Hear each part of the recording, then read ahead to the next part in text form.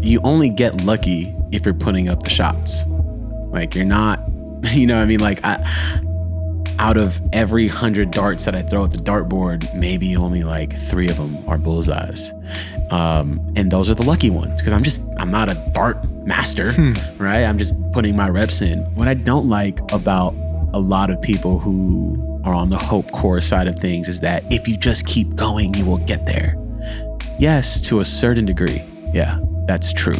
But you have to adapt what's working, what's not working. You know, if things aren't working for years and you feel like you've been doing this full on, you have to be self-aware enough where to improve. That's right. Self-awareness. Self-awareness is what we need. And most of all, we got to keep throwing those darts. We got to keep putting in those hours. We got to let people know that we really mean business when we want to get better, when we want to improve. When you want to be the strongest creative that you can be, keep throwing those darts. And we're going to talk about that a little bit more later at the end of the show, because I'm hitting you with these creative pep talks every week because they're important and I think they're working. I think we leave everybody with a little bit more motivation. I hope you listen to this podcast and finish with a little more pep in your step, because I know I do. Because I feel good just saying these words and knowing that there's other people out there that appreciate it. But speaking of appreciation, I need you to follow on all major platforms. You got Apple Podcasts, you got Spotify, you got YouTube, you also got IG. Those are the main places that we hold space. And those are where the conversations are happening, and that's where I want you to be. But do you. Whatever you want to do, we're here for you. And we got a great show for you as well. I bet you didn't know, if you have an iPhone, a legendary beat maker made 2 of the ringtones that have been sitting in your phone since 2019. And I bet you didn't even know that because that was just revealed recently. I'm going to let you know about that a little bit later. Also, a legend in the streetwear game, a legend in the sneaker game, someone that released a sneaker that was so highly coveted, it changed the sneaker game forever after that. It was never the same after this sneaker. But he's got something monumental happening. And I'm going to get into that story a little bit later too. I'm not telling you the details. These are called teases. Teases are when I want you to wait to hear the details. Also, the ODB documentary just premiered over the weekend, and the RZA was there. And he was supposed to participate in a Q&A after, but he was so overcome with emotion from seeing the documentary of his own blood cousin. And the story is moving that he couldn't even talk. He got choked up and he had to leave. But that just told me that this is the most real and authentic documentary we could get from Old Dirty Bastard. And I had to check it out myself. I'm going to give my thoughts a little bit later. All right, y'all. Welcome to REL and Friends.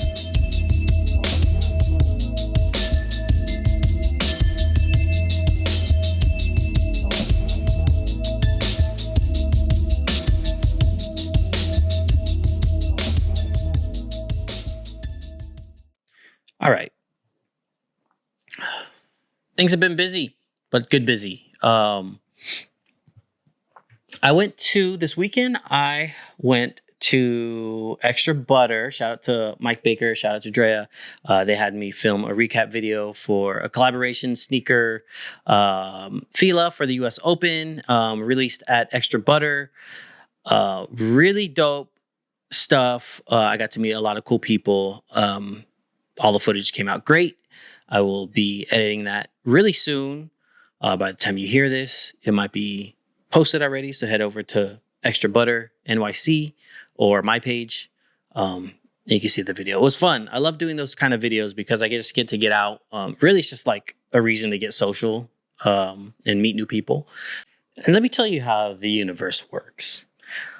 So I've been on the market for a new photography camera. Just for context, I went to the Schoolboy Q show about a month ago. I brought my camera. My goal was to meet him, get my vinyl autograph, both of which I did, and to take a nice portrait of him.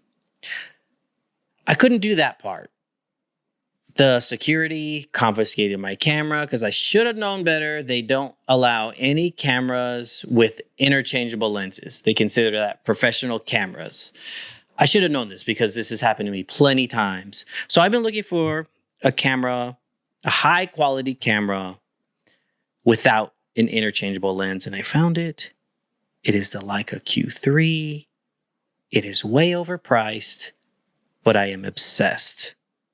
I've been watching all the YouTube videos, multiple YouTube videos. I've been looking to see if it's in stock everywhere. It's sold out everywhere. I'm on waiting lists, which is okay because I can't buy it right now, but I want it. That will be my next camera. Mark my words. But I'll tell you how this ties into the whole universal thing that I said, okay? I know you want to hear that. That day when I was filming this weekend, and it's weird too, because I was just thinking about the camera, because I was the videographer and there was another photographer there. Shout out to him. He was a really cool guy. I saw someone with a Leica, holding a Leica in the store. So I approached him and said, yo, that's a dope camera. Guess what he said?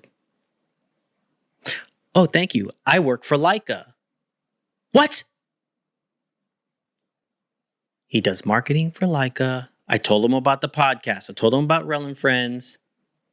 He said, let's talk. That's it. I'll leave it at that. I don't know what's going to happen. If anything, nothing will probably happen. I don't want to get my hopes up. But he was interested in the podcast. He said something about loaning people on podcast gear. So I'm playing it cool. I'm thinking about how I'm going to write this email, but I want that Q3. Loan me the Q3, please, Leica. But that happened for a reason. There's no reason that I have been obsessed over this camera. I get offered this cool gig by my homie Mike Baker, and then there's a guy standing right in front of me holding a Leica Q3. And then he gives me his business card, and he works for Leica. Come on. Give me 2 episodes, 3 episodes. I'm going to have that in my hands, okay? But speaking of having it in your hands, let's get into some news. All right. I just discovered this podcast called 20,000 Hertz. They're a sound design podcast, really cool stuff, really well produced. But they had a 2-part series where they highlighted the sounds of Apple, everything from the Mac startup to ringtones. And they went in on a really deep dive on ringtones. In our last episode, we explored how Apple uses sound design to give their devices a distinct voice. Instead of futuristic, hyper-digital tones, Apple tends to choose sounds that are tactile and organic. This makes these high-tech devices sound familiar, so people feel more comfortable using them. You can hear this approach in sounds like the note alert for messages, which is a C on a glockenspiel. Now, I've always known that Apple's really intentional with all the design work that they do. And it's obvious that they also care about the sound. But it was really cool to hear this breakdown. Now, these are 2 ringtones that got on our phones in 2019. Let me play them for you.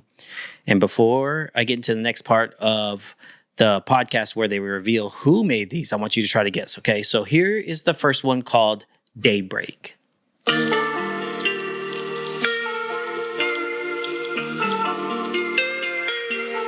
Feel like I need to do some smooth, interpretive dance. I'm getting a massage. I love that one. And the other one is called Chalet. Euphoria. Spirits. Feel good. Nature. Okay. I was just saying the first words that came to my head, but okay. Did you take your guess? Do you have a guess? Okay. If I had to guess before I knew this, I probably would have guessed Toi et Moi. Let's see who it was. Usually we design our sounds in-house, but for some special projects like a new suite of ringtones, we like working together with a diverse group of artists to give our users a variety of options to choose from. In this case, that group of artists included the legendary beatmaker Flying Lotus, also known as Flylo. Here's one of his most popular tracks, called Crust.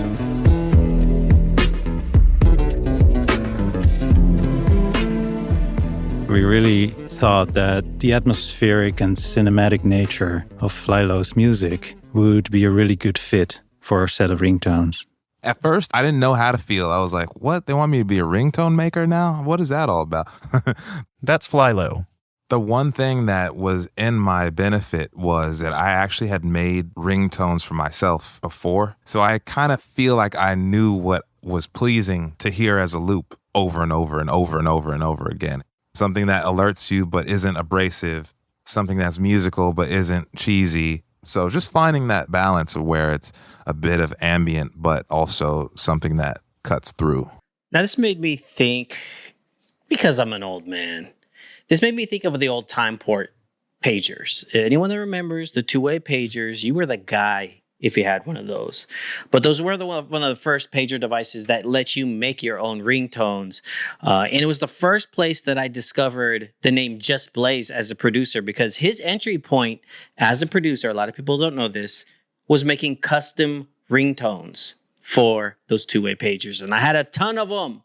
I don't even remember how I got them, but they were passed around. But if you had one of those and you had a bunch of the cool ringtones, you saw the name Just Blaze in there. We've come a long way. Now Flying Lotus is making ringtones. He breaks down the two that he made for Apple.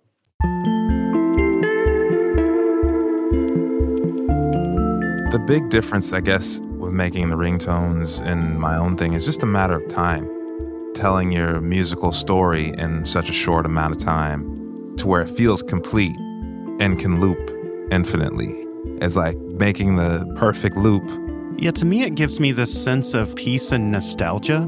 Yeah, there is a nostalgic element. I think there is some kind of longing in the sound. I wouldn't say it's a sad thing, but there is some kind of memory, like you're listening to an old cassette. It is nice to have these tones that I can associate with people who give me this warm feeling and this nostalgic feeling. You know, if my girl calls me and I hear the Chalet ringtone, it's like, oh, you know, there's something really nice about it.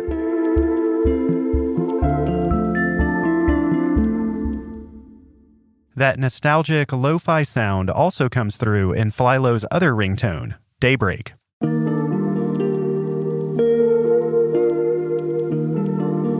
This lo-fi feel is very different from Apple's usual approach. When we design sounds at Apple, we usually make them very clean sounding, very pristine and natural, and anything that sounds like crackles or whatever, we would remove that. But that's exactly why we chose to work with Flylo, because we wouldn't come up with this ourselves. Now, what I love about this collaboration is that they went to a professional beat maker, someone of the culture, and it pushed them to do something that they wouldn't normally do. They said they left crackle in there, and it's something that was definitely not Apple, but they kept it in there because they trust Flying Lotus's vision and his artistry. So shout out to Apple, shout out to Flying Lotus. Another memory that this gave me was the ringtone era of rap, also known as the crunk era / snap era. And I think those are both independent of themselves. I'm not saying that snap and crunk music was made for ringtones. They just worked really well for ringtones at the time. But it was kind of annoying, I gotta admit. Old man head rant coming. Those early 2000s hip-hop era, snap, ringtone era, my least favorite era in hip-hop of all time. I'm just going to say that. My least favorite era of hip-hop of all time. I'm sorry. I don't mean to offend anyone, but it just wasn't for me. When I was in college trying to study and I'm in the library, it's pitch quiet. I'm reading, absorbing, and I hear this. That didn't really work for me. Or say I'm on a date. I'm a young man on a date. Used to date back then, very long time ago. I pick up a lovely lady. She's sitting in my car, and I hear this. Or probably the worst memory I have of the ringtone era when I was a young man working at...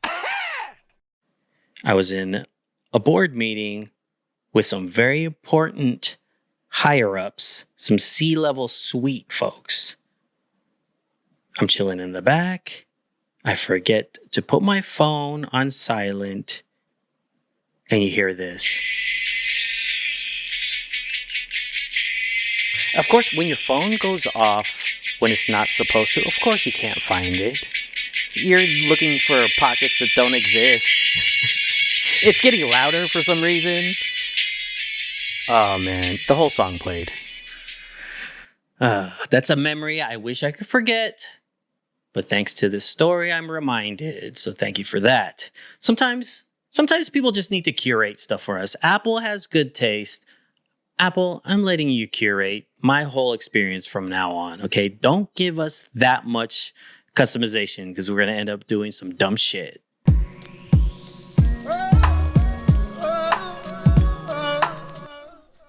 All right, so if you've been collecting sneakers as long as I have, if you've been in the shopping world as long as I have, if you've been wasting your hard-earned money on stuff that you shouldn't have, then you'll remember this moment right here because it was a turning point in sneaker culture.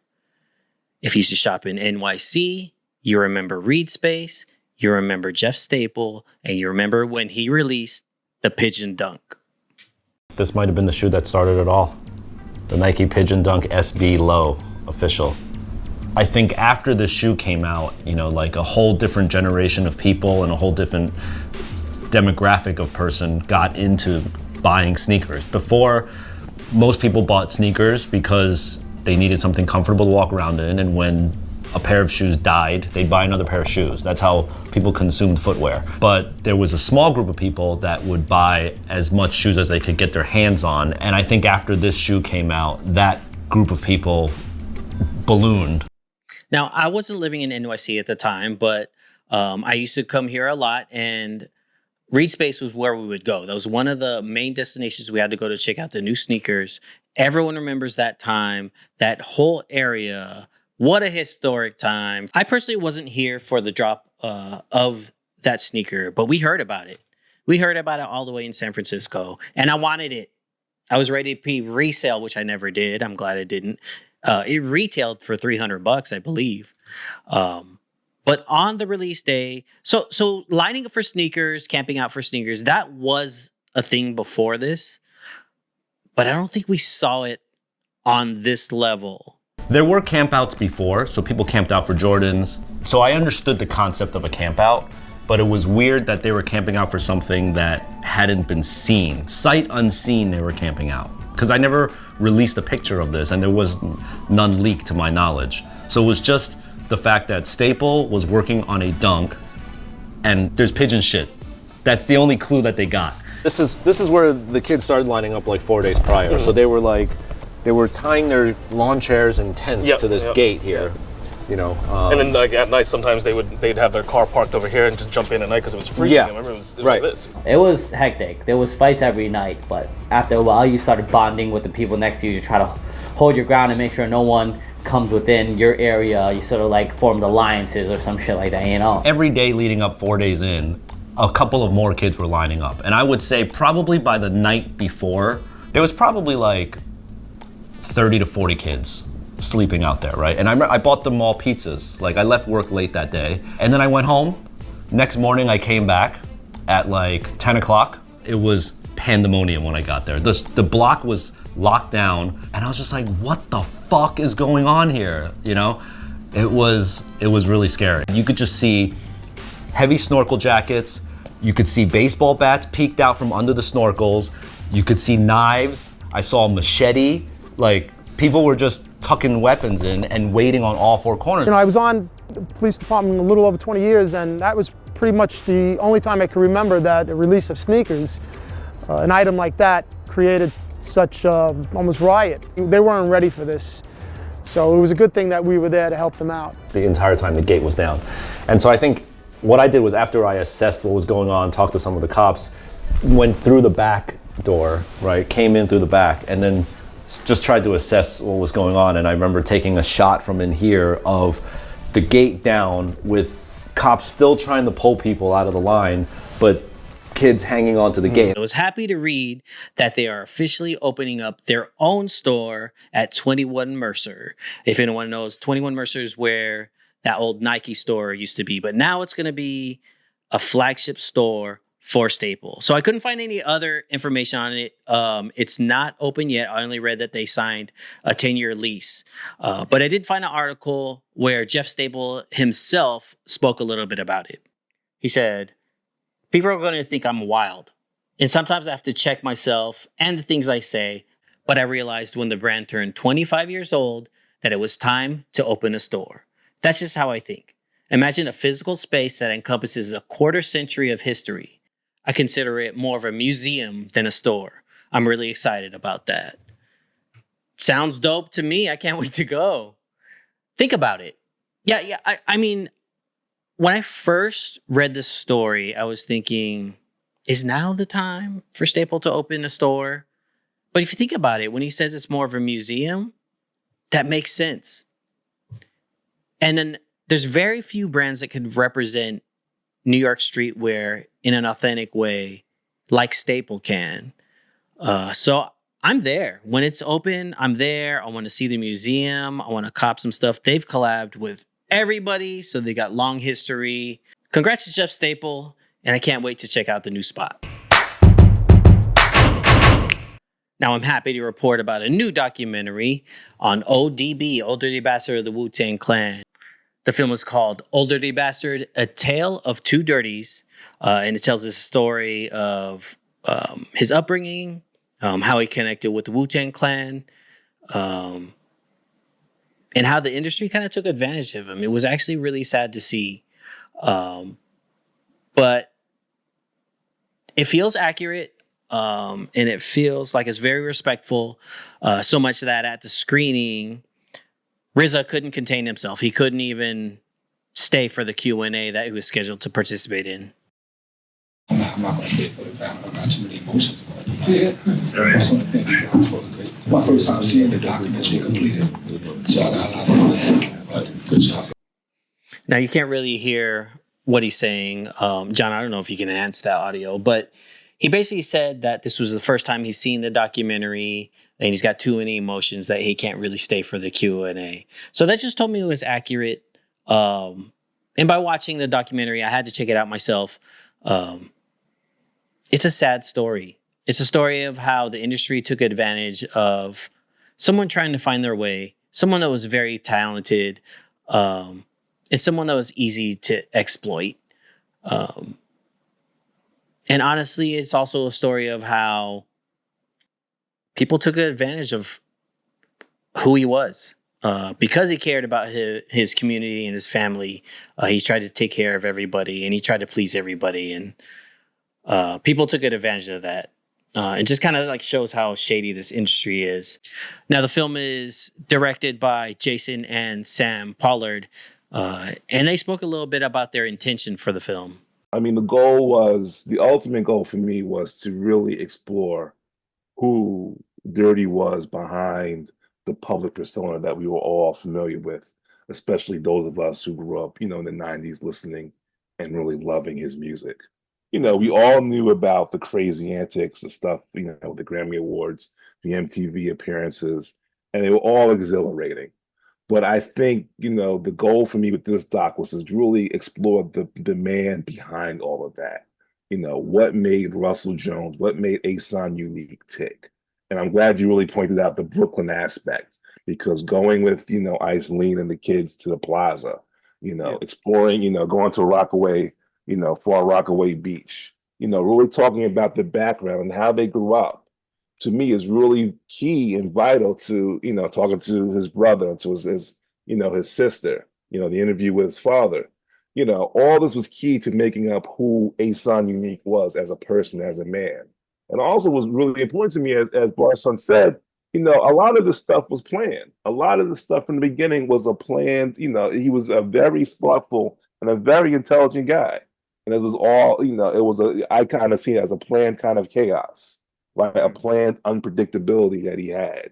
From the album cover to the songs, to the dances, to the movements, to the videos, it was all, to me, it was all well planned.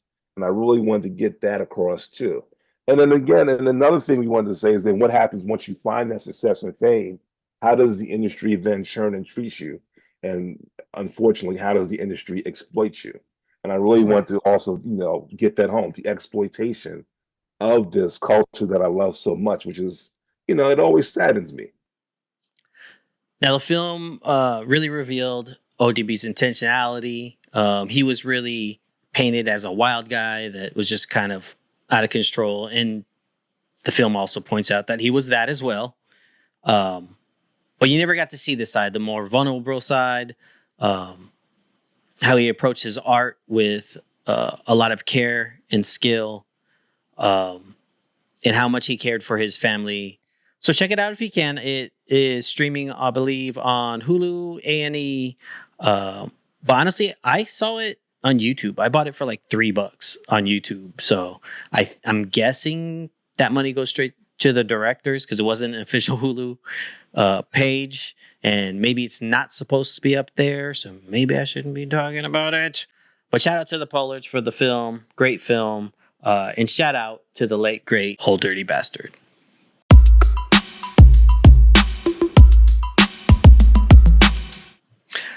So it's almost time to wrap up the show, and I hate leaving you guys every single time, but I gotta get in my zone. We gotta bring it back. Bring it back to the top of the show. We were talking about throwing darts, putting in the work, getting better at what you do. You see, guys, I don't think you hear me. I say these things every week. I think they go in one ear and right out the other. What do I have to do? Do we got to make more music? Let's make more music. Adrian, drop a gem on them, please. You only get lucky if you're putting up the shots. Like, you're not, like, out of every 100 darts that I throw at the dartboard, maybe only like 3 of them are bullseyes. And those are the lucky ones because I'm not a dart master, right? I'm just putting my reps in. Once again, it might be luck, it might be fate, it might be that the stars aligned for you that day, but it was you and REL and friends. Flew one out, reassessed, kept going in. Throw a dart, throw a dart, throw a dart, throw a dart. The first one rarely hits, good thing you're smart, fucking smart. Throw a dart, throw a dart, throw a dart, throw a dart. The first one rarely hits, good thing you're smart, fucking smart. What I don't like about a lot of people who are on the hope core side of things is that if you just keep going, you will get there. Yes, to a certain degree. Yeah, that's true.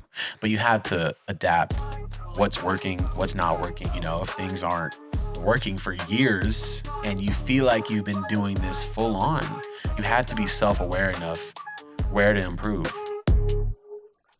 Realign, take a breath, stay consistent, get in those reps. The Cuddy REL will get you right. John provides the soundtrack to your life. Throw a dart, throw a dart, throw a dart, throw a dart. The first one rarely hits, good thing we're smart, fucking smart. Throw a dart, throw a dart, throw a dart, throw a dart. The first one rarely hits, good thing we're smart, fucking smart. REL and friends. I want to see you throwing darts this week. Make me one promise. Throw some darts. What do you want to be? Ask yourself that question. What do I want to be? Are you working toward that? Are you putting in your reps? Are you putting in the hours? Are you throwing darts? Or are you just standing there waiting for it to come back to you?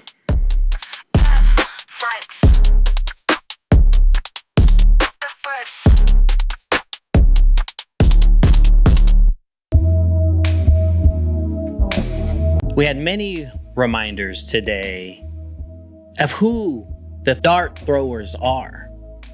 The people that have put in the hours, that have mastered their craft. Old DB, Old Dirty Bastard, he has a new documentary out. He is one of those masters. He's the drunken master at that. And he has a documentary out, and you need to see that. Jeff Staple of Reed Space, the Pigeon Dunk. He's one of the OGs of the streetwear game, of the sneaker collab game. And after 25 years, he's opening a store. What better example of putting in your hours than a man that's been in the game for 25 years and still keeps growing and elevating? He's throwing darts. You know who else threw darts? Flylow threw 2 darts right inside your iPhone. Those 2 darts got him 2 fat checks, I'm sure. I'm not in his pockets, not trying to get in his pockets, but I'm sure he got paid. Apple doesn't nickel and dime, okay? Because these phones are not cheap, so they better be paying their contractors. And if not, you send them over my way. Let Apple know, nah. We're about creative professionals over here, okay? We don't work for t-shirts. We don't work for exposure. Nah. Throw your darts.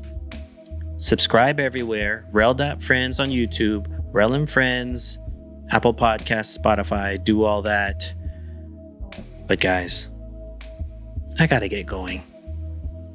I really enjoy hanging out. I don't want it to end. You see how I'm like not ending it? I'm like still talking because I don't want it to end.